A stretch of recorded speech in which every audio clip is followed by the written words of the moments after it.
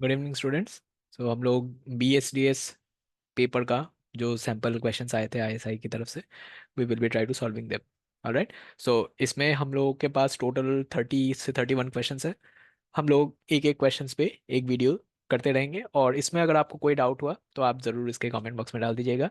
We will be looking into it and getting back to you in form of a complete video at the end if needed. Alright, आप सारे questions के doubt इकट्ठा करके जो जो common questions हो रहे हैं स्टूडेंट्स के, अगर कुछ और एक्सप्लेनेशन चाहिए तो वो भी हम लोग एक वीडियो बना सकते हैं।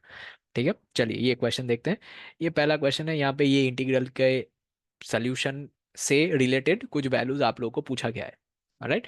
सो इसमें आप लोगों को दो तरीके से सॉल्व कर सकते हैं। जो बोर्ड एग्जाम्स देके ये एग्जाम डायरेक्टली देने जा रहा है, दे विल थिंक इस इंटीग्रल को हमें सॉल्व करना है, और फिर वो शुरू कैसे करेंगे। इस इंटीग्रल को सॉल्व करने के लिए एक्चुअली पहले हम लोग स्कूल अप्रोच देखेंगे। राइट। स्कूल में हम लोग क्या सीखे थे, यहाँ पे हम लोग सब्स्टिट्यूशन करेंगे। क्या सब्स्टिट्यूट करेंगे? X equal to x³ = u substitute करेंगे। राइट, इसको आप करेंगे तो फिर du = 1/3 x² dx आ जाएगा, और x² का वैल्यू आ जाएगा u⁻²3। राइट। तो ये इंटीग्रेशन हम लोग करेंगे तो i का वैल्यू आ जाएगा 1/3। और आपको लिमिट्स भी चेंज करना था। अब आप बोलेंगे ये 1/3 कहाँ से आया, ये वाला 1/3, इसको आप होपफुली भूल नहीं गए हैं। इस 1/3 को आपको बाहर डालना है, और x³ = u लिया था। राइट। सो 1 के लिए तो 1³ 1 ही हो जाएगा, और 3³ के लिए 27 हो जाएगा। और यहाँ पे आप 1/1 + u लिख सकते हैं, बिकॉज x³ = u ले लिया। और जो x² था dx के साथ, उसको एडजस्ट करने के लिए आप लोगों को du/u⁻² लेना पड़ेगा। राइट। तो ये बन गया आपका इंटीग्रल। 1/3 बाहर, 1 से 27, 1/u⁻²3 और 1/du। अब आप इसको पार्शियल फ्रैक्शंस में तोड़ के अलग अलग जो लॉग आएगा उसको इकट्ठा करके आप इसका फाइनल वैल्यू पुट कर सकते हैं। बट ये हमको वैसे नहीं करना है, बिकॉज ये लेंथी प्रोसेस हो जाएगा। राइट, ये MCQ क्वेश्चन है। सो ये कंपिटिटिव एग्जाम का टेक्निक है। कंपिटिटिव एग्जाम में हम लोग क्या करेंगे, पहले फंक्शन पे ध्यान देंगे। फंक्शन देखिए, यहाँ पे फंक्शन है f(x)=1/1 + x³। अब ये फंक्शन जैसा भी दिखता हो, हमको ये पता है कि ये 1,3 इंटरवल में डिक्रीजिंग होगा। राइट, होपफुली इसका एक्सप्लेनेशन आपको देने का जरूरत नहीं है, आप वैल्यू पुट करके देख लीजिए। लोअर बाउंड 1 पे इसका वैल्यू होगा 1/1 + 1। राइट। तो लोअर बाउंड पे इसका क्या वैल्यू होगा, 1/1 + 1, इसका मतलब हाफ। और अपर बाउंड पे क्या हो रहा है, 1/3³ मतलब 27, तो ये 1/28 हो रहा है। सॉरी, ये 2/28 लिख दिया गलती से, ये 1/28 होगा।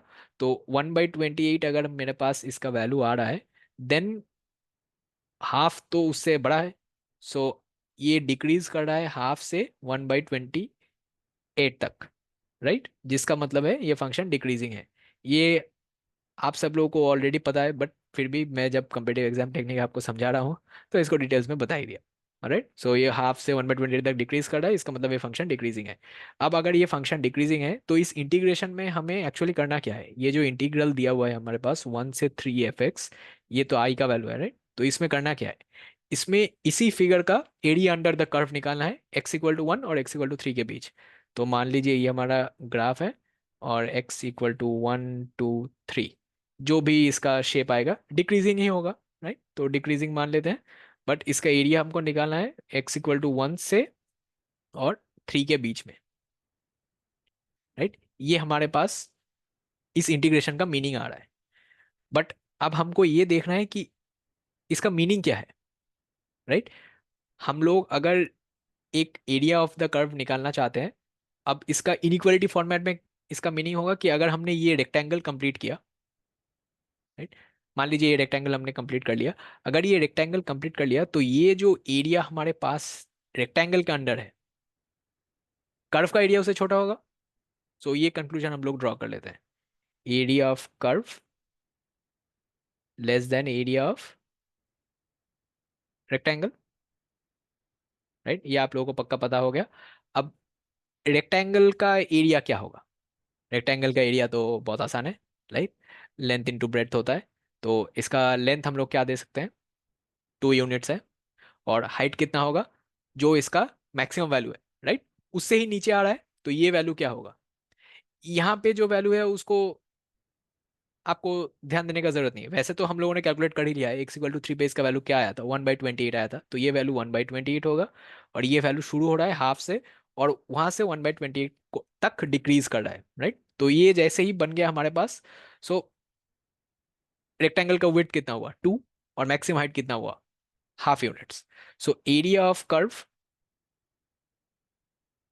ये किससे छोटा रहेगा, हाफ लेंथ और विड्थ इंटू 2, मतलब 1, right. Area of the curve उससे छोटा होगा। आप लोग इससे एग्री करते हैं, राइट। तो ये मैक्सिमम वैल्यू ऑफ एरिया होगा 1। अब हमको कौन से ऑप्शंस चेक करने हैं, हमको ऑप्शंस चेक करने हैं। ए जो है उसमें दिया हुआ है 1/5 i <1, राइट। चलिए हम ऑप्शंस पे वापस जाते हैं। अगर हम ऑप्शंस पे वापस जाते हैं तो ये वाला तो हो सकता है, राइट, क्योंकि इसमें लोअर बाउंड दिया हुआ है, राइट। i < 3/10, ये भी हो सकता है, राइट। i < 8/10, ये भी हो सकता है, 1 से छोटा ही है, ये तो 4/5 है। i < <= इसमें देखिए दिक्कत ये है, इसमें लोअर बाउंड नहीं है, राइट। तो इसका मतलब एरिया यहाँ पे कुछ भी हो सकता है। मैक्सिमम एरिया 1 से नीचे ही है, क्योंकि ये तो आपको पता है log e⁻², ये हम लोगों के पास आता है ln2, इसका वैल्यू है 0.693, राइट। ये आप लोगों को होपफुली पता होगा, अप्रोक्सीमेटली 0.693, जो भी हो डजेंट मैटर।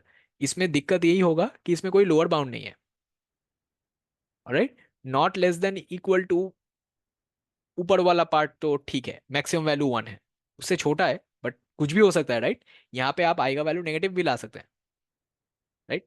होपफुली आप लोग समझ रहे हैं। आप बोलेंगे सर ये वाला ऑप्शन पे आपने क्यों उठाया, बाकी वाले ऑप्शन में भी तो गारंटी नहीं है। हमारे पास एक बाउंड है कि 1 से छोटा होना चाहिए, और क्योंकि ये इंक्रीजिंग फंक्शन है और सारे वैल्यूज पॉजिटिव है, तो वैल्यू पॉजिटिव होना चाहिए, 1 से छोटा है। इसमें हम लोगों के पास गारंटी है कि ये नीचे जाके 1/5, मतलब 0 के नीचे नहीं चला जाएगा। एरिया है ना, तो 0 के नीचे कैसे जाएगा, 0 के नीचे नहीं चला जाएगा, इसमें गारंटी है। इसमें भी गारंटी है, इसमें भी गारंटी है, इसमें नहीं है। तो जिसमें गारंटी नहीं है वही करेक्ट आंसर होगा, बिकॉज क्वेश्चन क्या था, not true, right, which of the following is not true. So there is no lower bound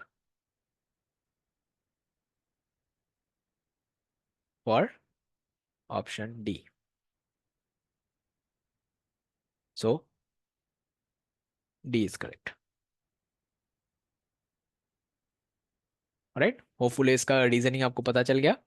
देखिए कितना डिफरेंस हुआ स्कूल के तरीके से करना और फिर कंपेटिटिव एग्जाम के तरीके से करना। कंपेटिटिव एग्जाम में टेक्निकली अगर आप ये, मैं आपको समझा रहा हूँ इसीलिए मैंने आपको लिख के बताया, बट अगर आप इसको लिख नहीं रहे होते तो आप सिर्फ इसको दिमाग में सोचते, राइट, कि वो रेक्टेंगल है और नंबर्स इतने आसान है कि आपको ज़्यादा कैलकुलेशन दिमाग में करना भी नहीं पड़ेगा, आपको बस ½ × 2 करना है, ये तो आप दिमाग में कर सकते हैं, और उसको अप्लाई करके ऑप्शंस एलिमिनेट करने हैं। तो ऑप्शंस आपने एलिमिनेट कर दिया, ये रहा उसका सोल्यूशन, ऑलराइट।